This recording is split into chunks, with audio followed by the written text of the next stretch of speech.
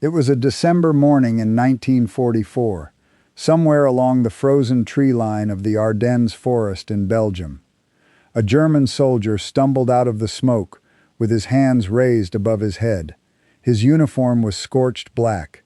Behind him, the field looked like the surface of the moon, torn apart by craters, littered with the burned skeletons of vehicles that had been trucks and half-tracks only hours before. He had survived the opening days of what would become known as the Battle of the Bulge, but barely. As the Americans searched him and began marching him toward the rear, he muttered something under his breath, half in German, half in broken English. Something about the sky, something about the shells falling before he ever heard them coming. His captors barely noticed. They would hear it again and again, from generals, from teenage conscripts who had never fired a shot in anger before that week. What none of them knew was that this soldier was about to enter a secret world built specifically to capture words like his, a hidden facility on the banks of a Virginia river that officially did not exist. Microphones in the walls, listeners in headphones, recording every syllable. For the next 50 years, what he and thousands like him said there would remain locked away, classified, forgotten. This is the story of what they said about fighting Americans, and why, decades later, it still matters. To understand why a captured German soldier would mutter the same words that thousands of his countrymen would eventually mutter, we have to go back to the beginning, to a time when German soldiers did not fear Americans at all. They pitied them. The German Wehrmacht that marched into the fall of 1939 was, by almost every measure military historians use, one of the most formidable fighting forces the world had ever assembled. In just 5 weeks, it crushed Poland. In the spring of 1940, it did something no army had managed in the previous war. It conquered France in 6 weeks, sweeping past defenses that French generals had spent 2 decades building. German panzer divisions did not simply win battles. They rewrote the assumptions of modern warfare, proving that speed and concentration of armor could shatter even a well-equipped, well-prepared enemy. Man for man, German infantry were widely regarded as superior to their opponents in training, discipline, and tactical flexibility. Officers from other nations studied German methods in war colleges, trying to understand how a nation defeated and disarmed after the First World War had rebuilt an army capable of conquering most of a continent in less than 2 years. When the United States entered the war in December of 1941, following the attack on Pearl Harbor, German commanders did not see a new threat. They saw a curiosity. Nazi propaganda had spent years telling the German public, and telling German soldiers, that America was a soft, decadent nation, incapable of real sacrifice. The Reich Ministry of Propaganda, run by Joseph Goebbels, painted a picture of the United States as a country of jazz clubs and Hollywood actors, a nation that had traded discipline for comfort. Luftwaffe Chief Hermann Göring put the sentiment into a single dismissive sentence that would later come back to haunt him.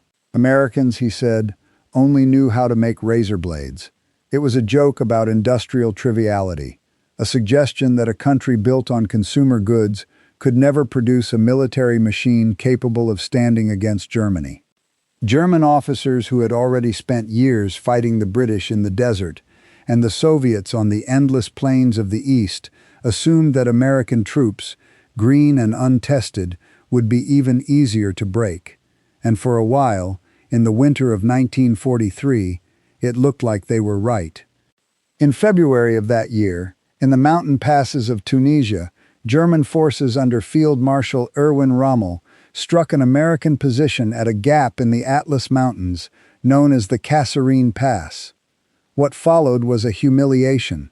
American units broke, some soldiers ran. Officers, many of them commanding in combat for the first time, lost control of their men in the chaos. Equipment, trucks, half-tracks, even artillery pieces were abandoned in panicked retreats across the desert. Over the following days, German and Italian forces inflicted more than 6,000 casualties on the Americans, killing, wounding, or capturing them in staggering numbers. Rommel himself, writing afterward, noted with something close to satisfaction that the Americans had shown their inexperience, losing their heads in the confusion of battle. In the aftermath, local nomads moved through the battlefield, stripping the dead of boots, socks, and jackets, a grim scene that General Omar Bradley witnessed for himself when he arrived to help rebuild the shattered American command, a sight he said he never forgot. For the German High Command, Kasserine Pass seemed to confirm everything they had believed.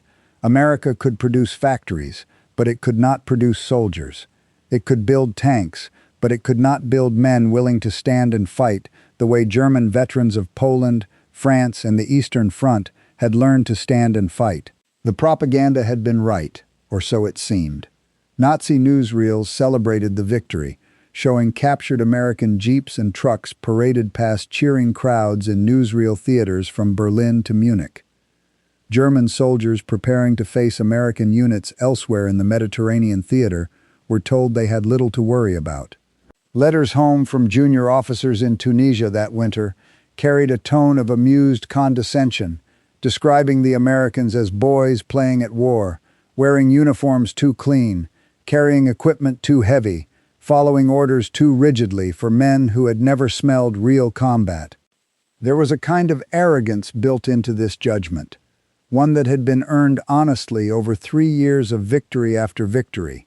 German soldiers who had frozen through the first winter outside Moscow, who had watched entire companies disappear into the snow east of Kharkov, felt they had paid a price in blood that no untested American division could understand.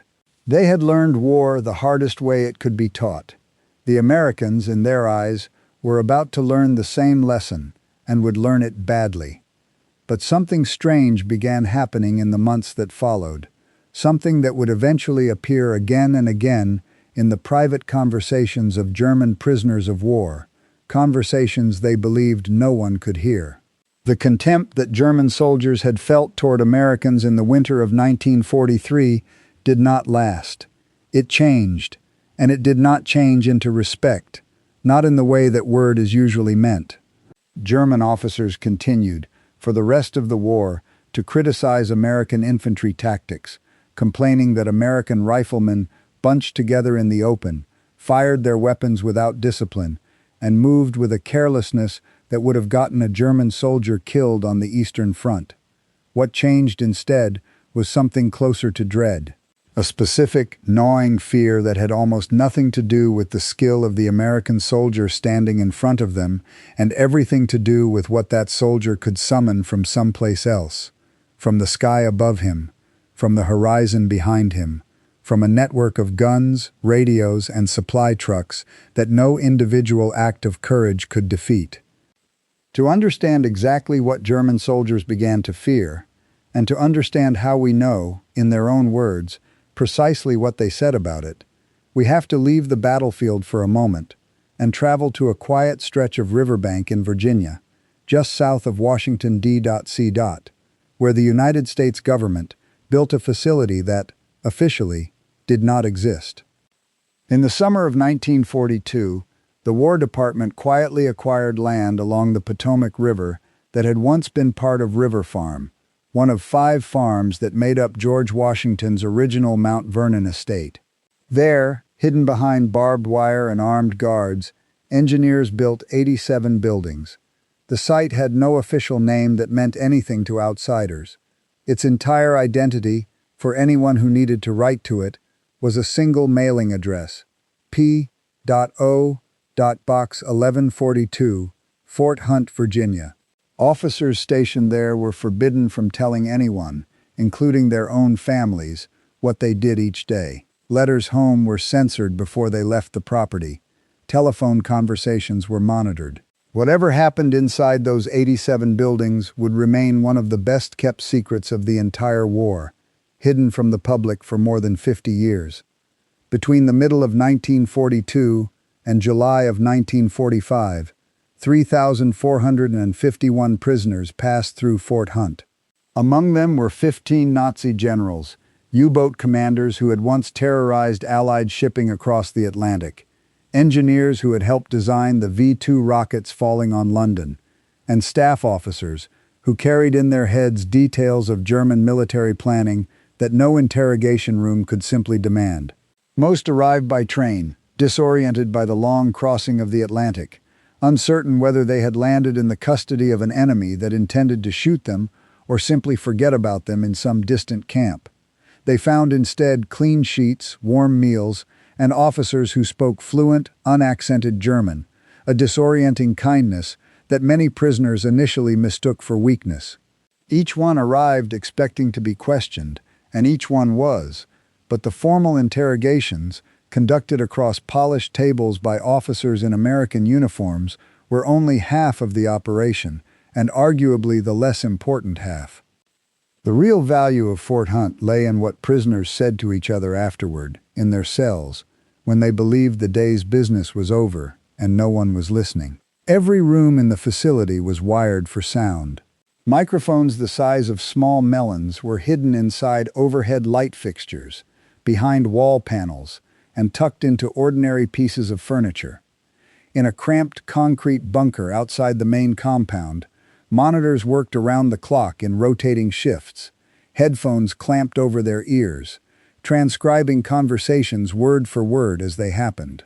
Many of these listeners were German-speaking Jewish refugees who had fled Nazi persecution as children, men who had been granted emergency American citizenship, specifically so they could serve in this program, sitting now in the dark, recording the private thoughts of the very soldiers who had served the government that destroyed their old lives. By the time the war ended, this secret listening operation had produced thousands of intelligence reports, covering everything from the layout of weapons factories to the disposition of entire divisions. But buried inside those transcripts, repeated by generals and by teenage conscripts alike, by hardened veterans of the brutal fighting in the East, and by boys who had barely fired a rifle before their capture, was something else, a theme, a complaint, an obsession, a fear that came up again and again, in cell after cell, in words that were sometimes almost identical from one prisoner to the next, as if an entire army had been given the same script to recite about what it truly meant to fight the Americans. That soldier stumbling out of the Belgian tree line in December of 1944, muttering about the sky and the shells, was about to become one voice in that chorus. To understand what he and thousands like him were trying to say, we need to follow the story of exactly what happened between Kasserine Pass and the Ardennes forest, and why the sound of a single American radio came to terrify men who had once conquered most of Europe. The change began, most historians agree, somewhere in the hedgerows of Normandy and hardened into something permanent during the long, muddy campaign across France that followed. It had almost nothing to do with rifles. German prisoners captured in France during the summer of 1944 told their captors, and later told each other in their cells, the same thing over and over. They had expected American infantry to be clumsy, and in their eyes it often was, bunching together in the open, advancing without the fire discipline that years on the Eastern Front had drilled into German soldiers. What German prisoners did not expect, and what they could not stop talking about, was the artillery. Even German officers who spoke with open contempt about American riflemen would pause, almost involuntarily, when the conversation turned to American guns. The volume of fire was staggering. But it was not simply the volume that broke men, it was the timing. American gunners had developed a technique that German artillery, for all its engineering brilliance, had never matched. It was called time on target. The idea was simple to describe and brutally difficult to execute. Multiple artillery batteries, sometimes scattered miles apart, would calculate the exact flight time of their shells, based on distance, elevation, wind, humidity, barrel wear, and the specific characteristics of each gun and each batch of ammunition. Then each battery would fire at a precisely staggered moment, timed so that every single shell, from every single gun, landed on the target within a window of plus or minus 3 seconds of one another.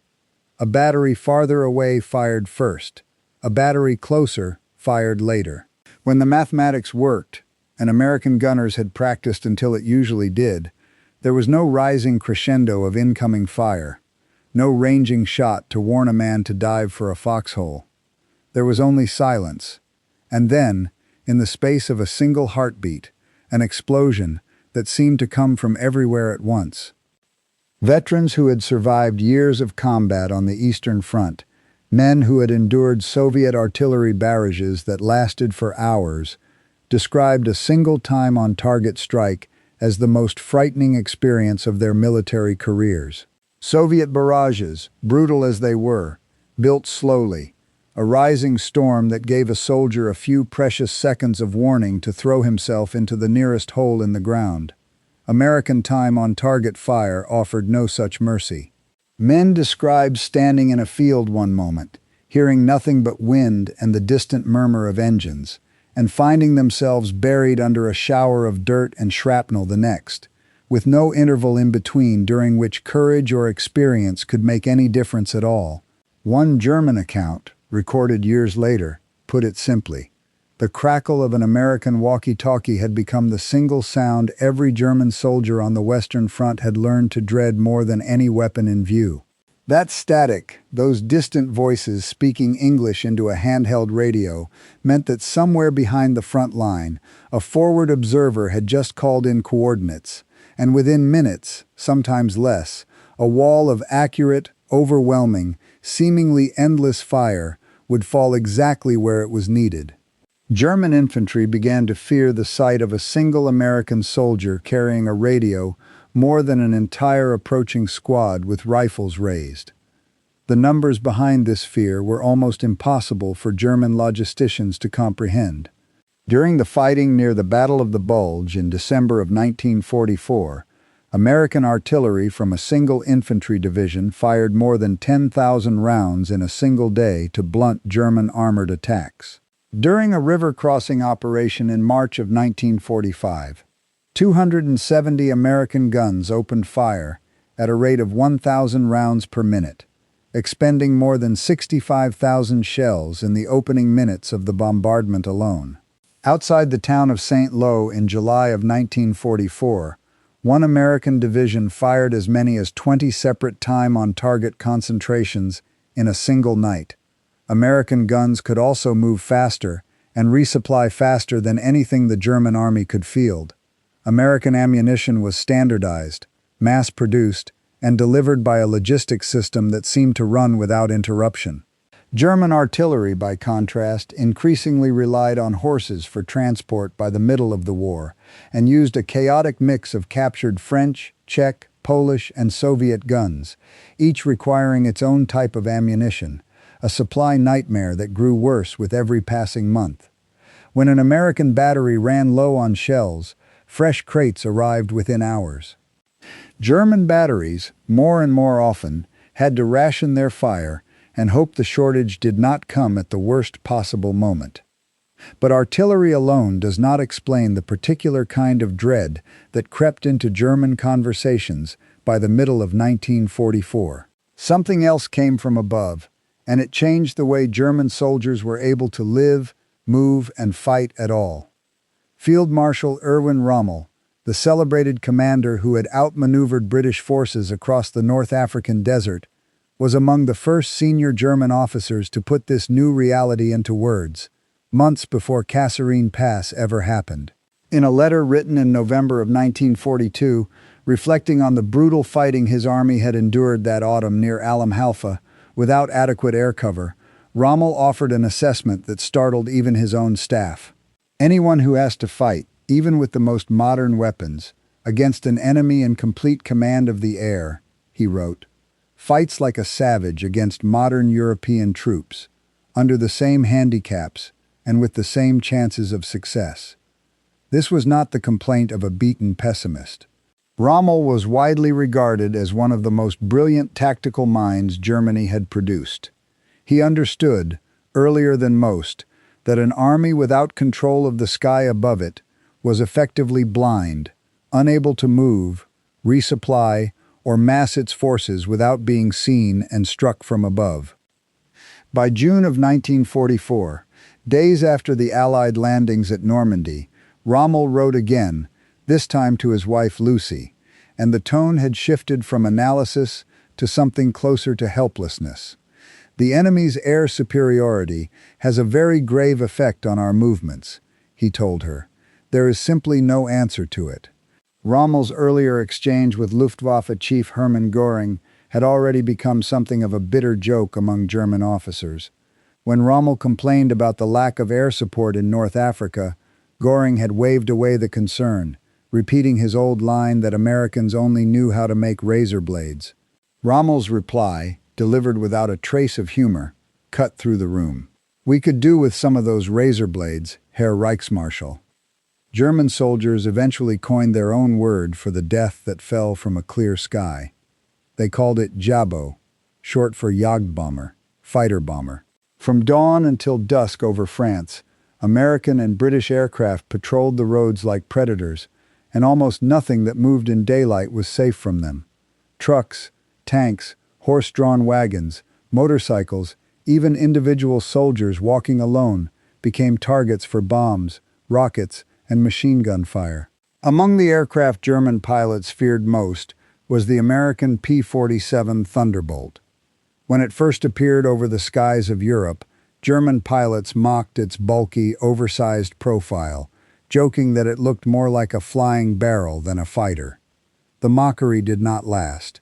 The Thunderbolt was the heaviest single-engine fighter of the entire war, capable of carrying a devastating load of bombs and rockets while remaining fast and agile enough to hold its own against German interceptors.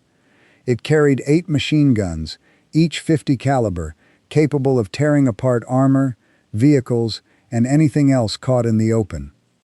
Germany's own General of Fighters, Adolf Galland, admitted after the war that from the very first hours of the Normandy invasion, the Allies held absolute air supremacy, and that German soldiers on the ground, along with the French civilians around them, kept asking the same painful question: where was the Luftwaffe?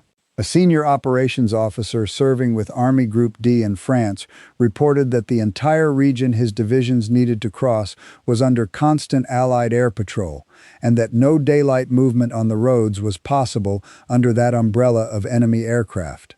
When Field Marshal Hans Günther von Kluge took command of Army Group B in Normandy after Rommel was wounded, he wrote directly to Adolf Hitler with a warning that stripped away any illusion of German tactical superiority. In the face of total enemy air superiority, he wrote, "We can adopt no tactics to compensate for the annihilating power of the air, except to retire from the battlefield." It was an extraordinary admission from a senior commander, an acknowledgement that skill and courage on the ground meant little against an enemy that owned the sky above it. German commanders began planning nearly every major movement around the weather. Convoys moved only at night, or during the heavy overcast that grounded Allied aircraft. When Hitler launched his final major offensive in the West that December, the assault that would become known as the Battle of the Bulge, the timing was deliberately chosen to coincide with a forecast of low cloud and fog, weather that would keep American and British planes on the ground long enough for German armor to break through. For a few days, the plan worked. Then, on December 23rd, the skies cleared and American fighter bombers filled the air in overwhelming numbers. Within days, the fate of the offensive was effectively sealed. There was a third theme running through the recorded conversations, one that struck even deeper than artillery or aircraft, because it challenged the very foundation of what German soldiers had been taught to believe about their own superiority. The Germans had a word for it: Materialschlacht, the Battle of Material. It described a war decided not by tactical brilliance or personal courage, but by the sheer, overwhelming weight of industrial production.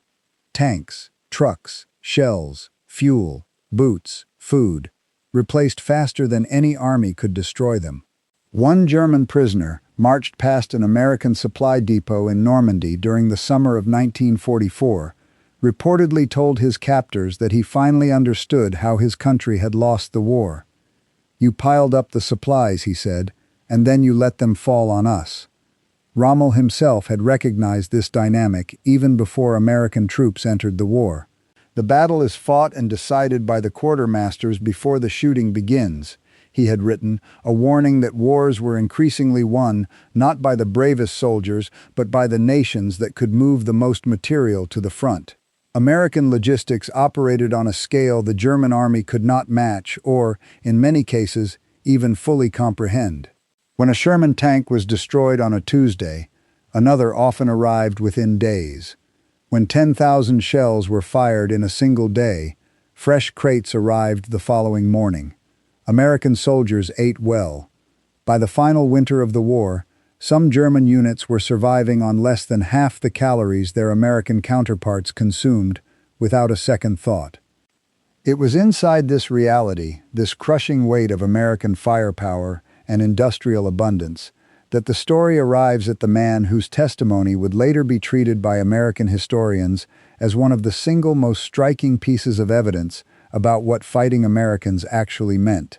His name was Fritz Bayerlein, a German lieutenant general who had served as Rommel's chief of staff during the desert campaigns in North Africa, and who by the summer of 1944 commanded the Panzer Lehr Division, one of the best equipped and most experienced armored formations left in the German army. Bayerlein was no green recruit and no armchair officer. He had fought in the Lightning Campaign through Poland in 1939. He had fought in the conquest of France in 1940. He had served through the brutal seesaw battles of North Africa alongside Rommel. He had experienced combat on the Eastern Front, where the scale of violence and suffering exceeded almost anything the Western world had witnessed in the war. On July 25, 1944, near the town of Saint-Lô in Normandy, American forces launched Operation Cobra. The offensive intended to finally break the German defensive lines that had pinned Allied troops to the Normandy beachhead for weeks. It began with one of the most concentrated aerial bombardments of the entire war. Approximately 2,500 American aircraft dropped roughly 4,000 tons of bombs onto a strip of German-held ground barely 7,000 yards wide. Bayerlein's division sat directly inside the target zone. In a post-war report he prepared for the United States Army's Historical Research Program, Bayerlein described what happened in language that American historians would later single out as some of the most vivid testimony ever recorded about the psychological effect of American firepower. The prolonged bombardment, delivered with no possibility of resistance from the ground, he wrote, created a feeling of helplessness, weakness, and utter inferiority among his men. Soldiers who had been dug into carefully prepared foxholes were crushed, buried alive, or killed outright by the concussion of the blasts. Tanks were flipped onto their sides. Guns were torn from their mounts. The ground itself, he wrote, was transformed into a landscape of overlapping craters in which almost nothing living remained. A man who had endured the deserts of North Africa and the horrors of the Eastern Front, in his own account of that single afternoon outside Saint-Lô, described the experience in terms he reserved for almost nothing else in his long career, among the most devastating and demoralizing hours he had ever lived through. German assessments of American infantry, even after Operation Cobra, remained mixed rather than uniformly fearful. Many German officers continued to criticize American tactics as unrefined, noting that American soldiers still bunched together, still fired their weapons with less discipline than German training demanded. General George Patton himself once remarked to a French colleague, with characteristic bluntness, that the poorer the infantry, the more artillery it needs, and that American infantry needed all the artillery it could get. And yet the same German soldiers who mocked American tactics often admitted, almost in the same breath, that Americans fought with a ferocity that surprised them. One German veteran later described American troops as enthusiastic amateurs possessing a disposition toward aggression he had rarely encountered among any other nation's soldiers. Where a more cautious army might have paused after taking casualties, Americans returned fire immediately, called down a punishing wall of artillery and air power, and then, as soon as that storm of steel lifted, counterattacked without hesitation. What Americans lacked in tactical polish, In other words, they made up for with a relentless, almost stubborn refusal to stop. Rommel, the same commander whose forces had humiliated the Americans at Kasserine Pass, later acknowledged in his own writing how quickly that inexperienced army had learned from its mistakes. In Tunisia, he wrote, "The Americans paid a stiff price for their experience, but that price brought rich rewards." Even by the later stages of the North African campaign, he noted, American commanders had already begun showing remarkable skill in the tactical handling of their forces, skill that would only sharpen further once the full weight of the American army arrived in France. The same army that had broken and scattered in the passes of Tunisia had become, within 18 months, a force capable of shattering German defenses across an entire country, an achievement Rommel himself would later call astonishing. December of 1944 brought Adolf Hitler's final gamble in the West. More than 200,000 German soldiers and over 1,000 tanks moved through the Ardennes forest, the same wooded terrain the German army had used to outflank French defenses 4 years earlier.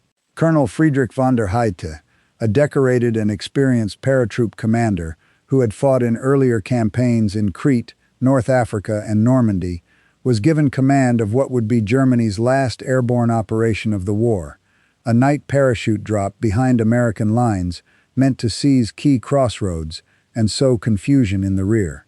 His assessment of the mission, given the men and resources he had actually been handed, was bleak from the very beginning. Never in his career, he later wrote, had he commanded a unit with less fighting spirit, a scraped-together collection of replacements, many of them inexperienced boys, or older men unfit for frontline duty, most of whom had never made a single practice parachute jump. When von der Heydte protested the inadequacy of what he had been given for such a critical operation, the field marshal overseeing the offensive admitted bluntly that the entire Ardennes gamble had less than a 10% chance of success, but that it had to be attempted anyway, because it represented Germany's last realistic chance to end the war on favorable terms. The jump itself, scattered by high winds and pilots inexperienced in night navigation, was a disaster. Von der Heydte found himself on the ground with barely 300 men instead of the 800 to 1,200 he had been promised. Heavy weapons and radios were lost in the drop. Unable to accomplish his mission, he could only watch from hiding as American reinforcements streamed past his position toward the front. Recognizing the hopelessness of his situation, he released the American prisoners his men had taken, sending them along with his own wounded to seek medical care from Allied lines. On the 23rd of December, wounded and suffering from frostbite, he walked into an American position and surrendered rather than freeze to death in the forest. Elsewhere along that same front, at the vital crossroads town of Bastogne, American paratroopers of the 101st Airborne Division found themselves completely encircled by German forces. On December 22nd, German officers delivered a formal ultimatum demanding the surrender of the American garrison.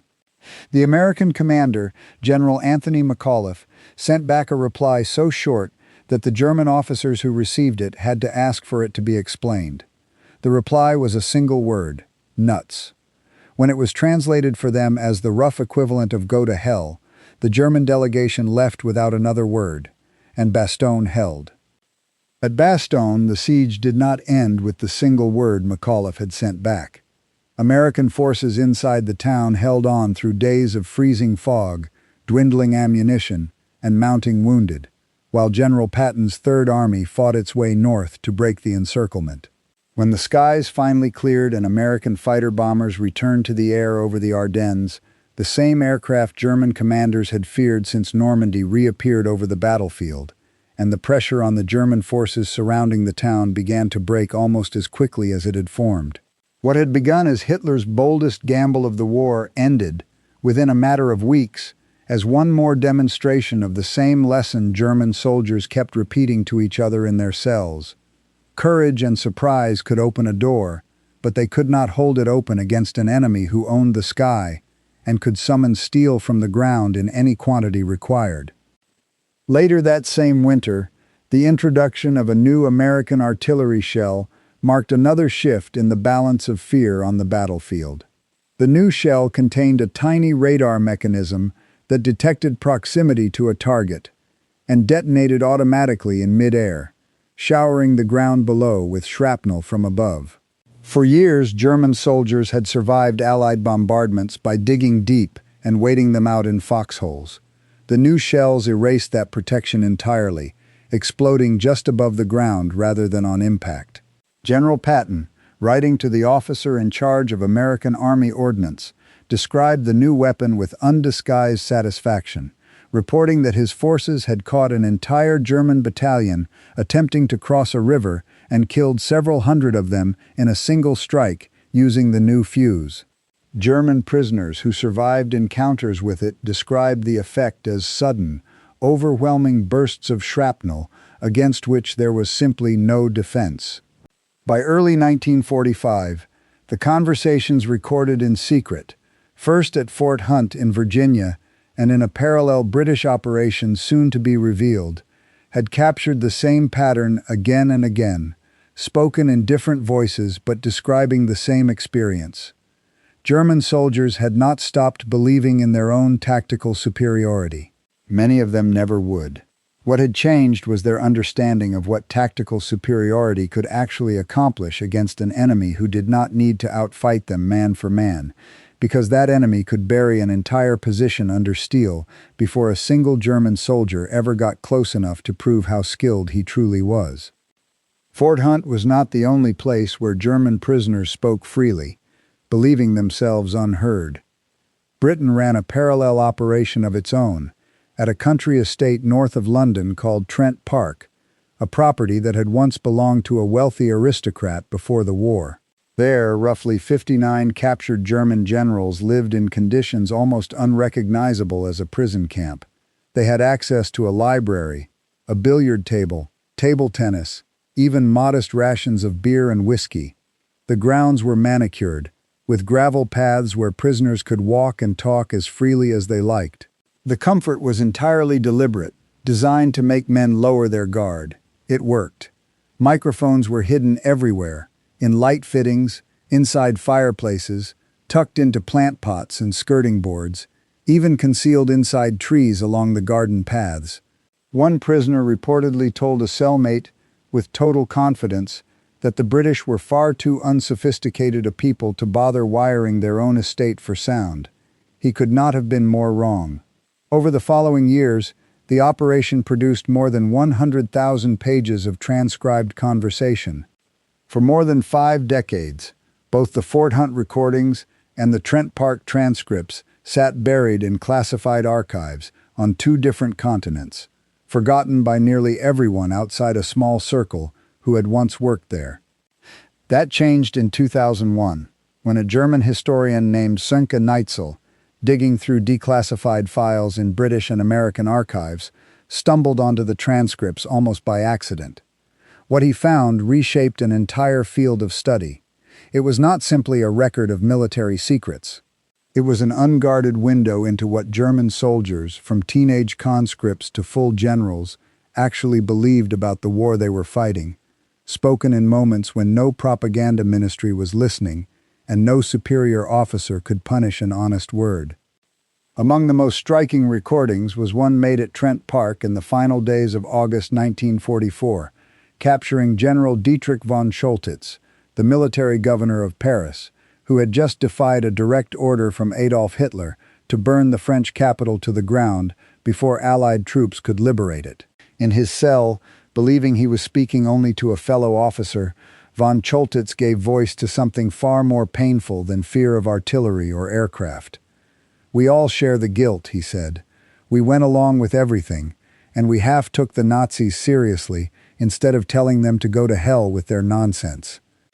I misled my own soldiers into believing this rubbish, and I feel utterly ashamed of myself." It was not the kind of statement a defeated officer says for an audience.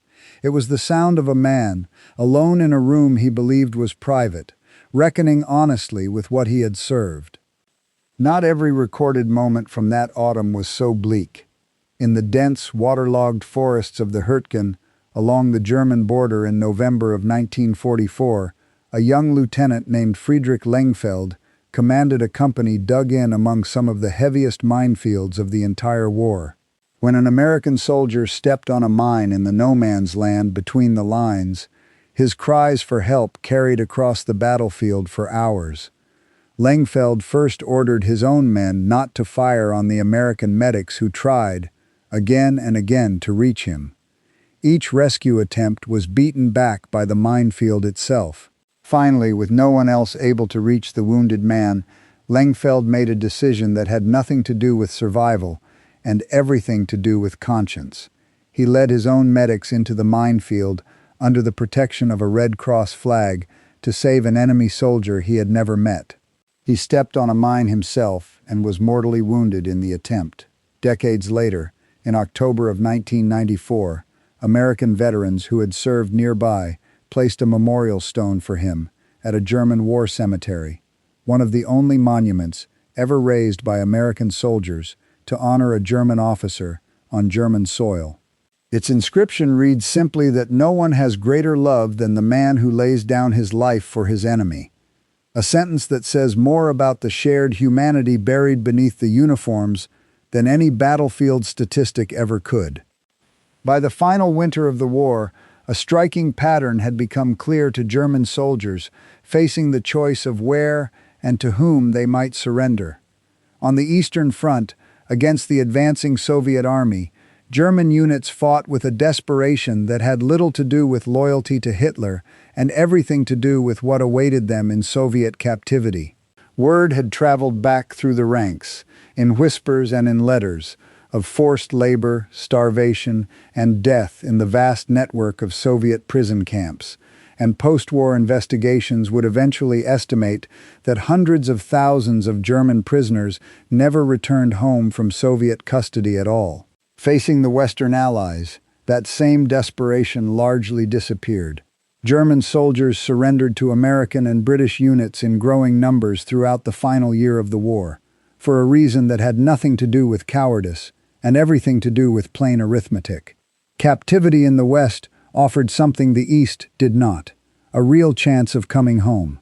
Prisoners transported across the Atlantic to camps scattered throughout the American countryside found conditions that startled them: adequate food, decent clothing, and a level of simple prosperity that clashed violently with everything Nazi propaganda had told them about a weak, decadent enemy.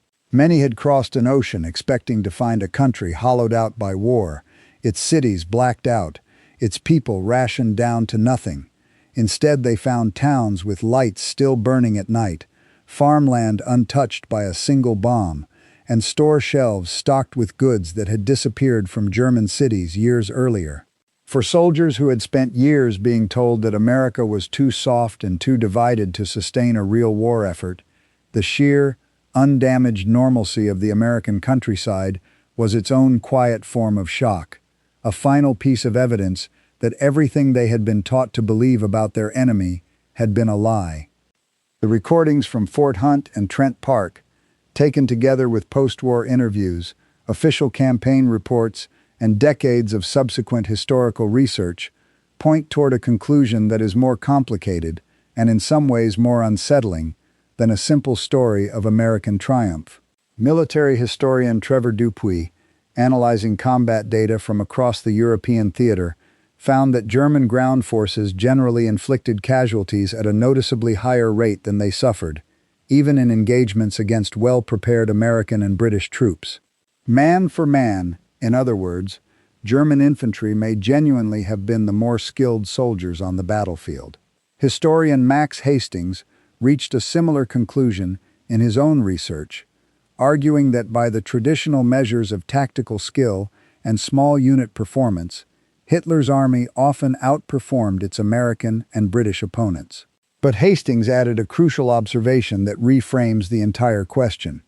If American and British soldiers had matched the suicidal, fanatical intensity of some of Germany's most ideologically driven units, he argued, they would have needed to become something like them, shaped by the same brutal disregard for human life. Democratic armies, built from citizens rather than fanatics, paid a real price in tactical polish for preserving the values of the societies that sent them to war. American soldiers were not eager to die for a cause. They were citizens who wanted to win, go home, and get on with their lives, and they used firepower in place of flesh wherever they possibly could, not out of cowardice, but because they placed a different value on human life than the ideology their enemies had been trained to serve. The last survivors of that era are almost entirely gone now. The Fort Hunt veterans who gathered for reunions in the 2000s to talk, for the first time in their lives, about the secret work they had done decades earlier, have nearly all passed away. The German prisoners who once marveled at the size and wealth of an untouched American countryside have followed them. What remains are the transcripts, more than 150,000 pages across both archives, voices from a vanished world, recorded by men who never intended to be heard, describing truths they might never have spoken aloud in any other circumstance.